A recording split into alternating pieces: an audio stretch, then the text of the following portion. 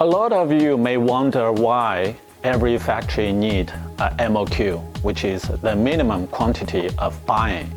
The reason is first that for printing business, we always need a printing mold, and also we need to set up the machine. So the time and energy for setting up the machine also requires us to do the pre-testing.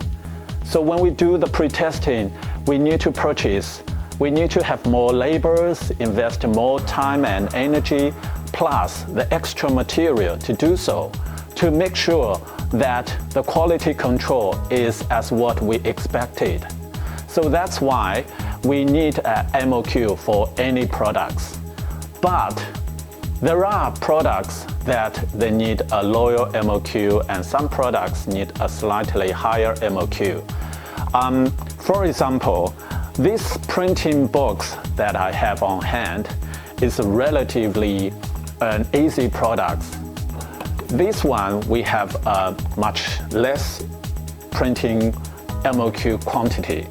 But some of the products, we not only need a printing mold, but also we need to have a mold for making the tubes.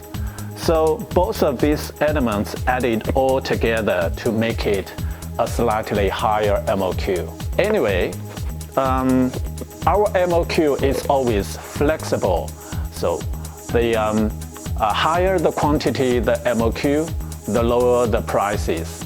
And then we can still do you a less MOQ quantity, but the price will be slightly higher because we need to add up the extra cost for the printing, test material, and the labor, and the time for us to set up the printing machine and the mold.